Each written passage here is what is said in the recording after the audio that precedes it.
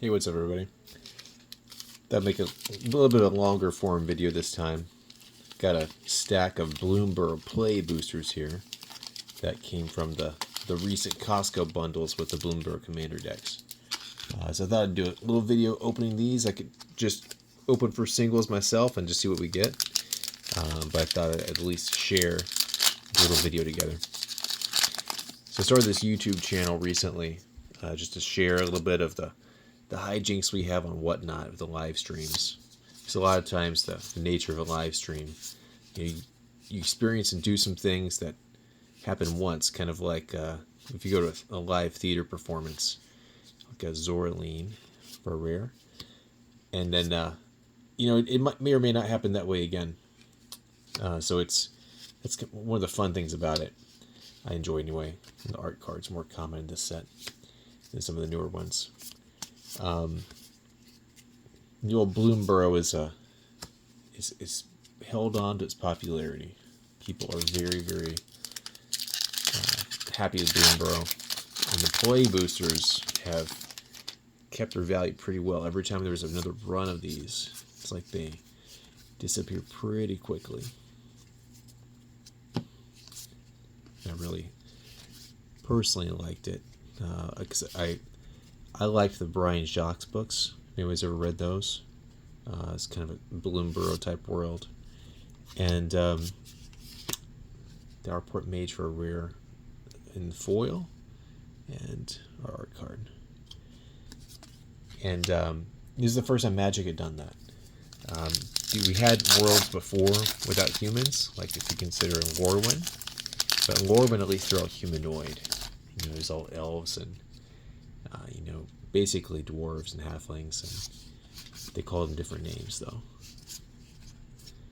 I'm watching for some misprints here too, because these feel like they're cut a little rough.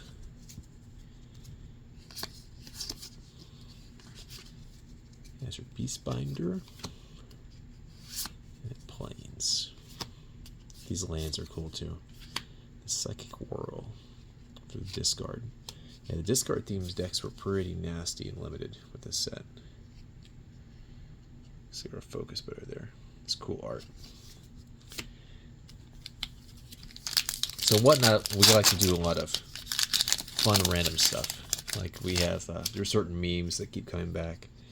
I like to do crazy things that just because anybody can open a pack of cards.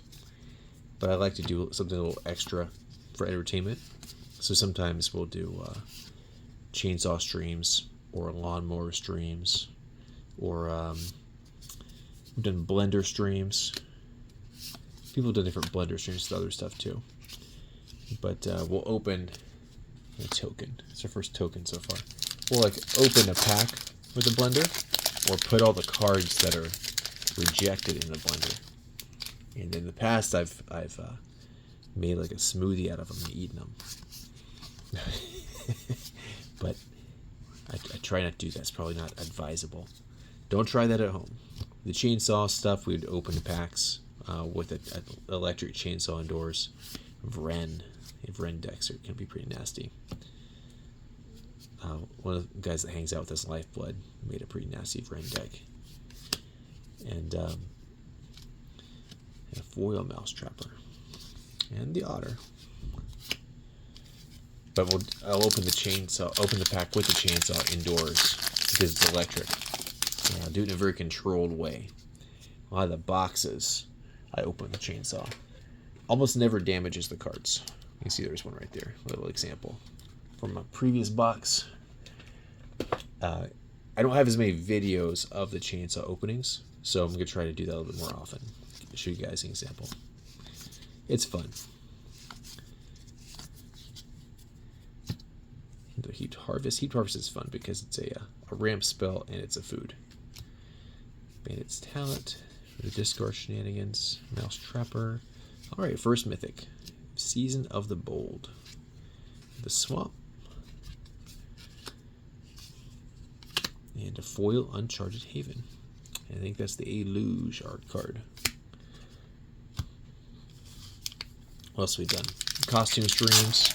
I did a stream where I dressed up as female version of myself for Valentine's Day. That was fun. I sold bathwater. We did. We've done conventions. Whenever I go to a convention, I like to bring the crew along and go to the convention, interview artists who are there, especially like Magic Cons, sorcery events. Give the folks who are at home a chance to kind of experience what it's like, because not everybody gets to go to those. It's really a special thing. So I don't always get to go, and me going more often recently has been a newer thing I've appreciated. So I just try to share it. And I enjoy this stuff. It's more than just a side hustle for me. I really, it's a fun hobby, and I think games in general bring people together. They're social by nature. Cool cause heist, and the best friends I've ever had I've met through games, and I hope that's true for you too. I hope that it helps you to meet people, and helps you to build bonds with those people that are, in your life. It's, because think about it, games are simulations of something from life. There's some aspects of life that are replicated in games. They develop skills, like actual skills that you use, maybe not every day, but in your life, or that you might have to use one day. It's strategy, resource management, negotiation, all kinds of things that are involved. So I think it's really natural. Another second Zoraline. Maybe we're gonna have to build a Zoraline bat deck, and a foil planes, and a foil duo. The tree guard, and a squirrel token. Last pack. Let's see what we got.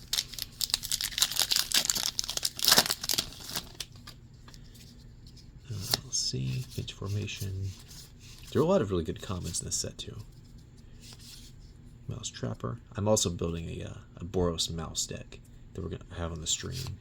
If anybody's interested in trying that out. And I do share my my builds on Architect under the name Bonsai. And Season of the Burrow. So 2 seasons. We've got 2 mythics in this pack, and both are seasons of the Bold and the Burrow. Osteomancer Adept. Mountain and a foil 3-tree mascot. So I do think that we're going to see more of the tribal, typal, kindred synergies coming up soon with Lorwyn's new set. That always seems popular. Kaldheim was not the most popular set. Also had a lot of tribal, typal stuff. And every time they do that, though, that aspect of the set seems very popular. Kaldheim, we saw lots of elf stacks being built. People had more dwarves, so you saw more dwarves being built. Giants. So as support for a tribe expands, you see usually people start branching more into those, or maybe it's something they're already interested in, or they finally have enough cards to build something. It's fun. It's usually a fun way to build, where you can, if you have enough cards to put together a deck, where the entire deck reflects that particular group of creatures. I remember in the early days of Magic, I tried building a fairy deck when there was almost no support for fairies. And this is like in the days of Fallen Empires. It was terrible. It was absolutely horrible. I think I had some alliances in Homelands fairies in there, and it was it definitely felt like a fairy deck, but consistently lost. Thankfully, though, there aren't very many tribes that are weak anymore. There's a lot of support for just about all of them, to some degree at least, through changelings and through stuff where you choose the creature type when you play it. But I hope you all enjoyed this. Thanks for joining. I don't want to rip these packs alone, and hope to see you online.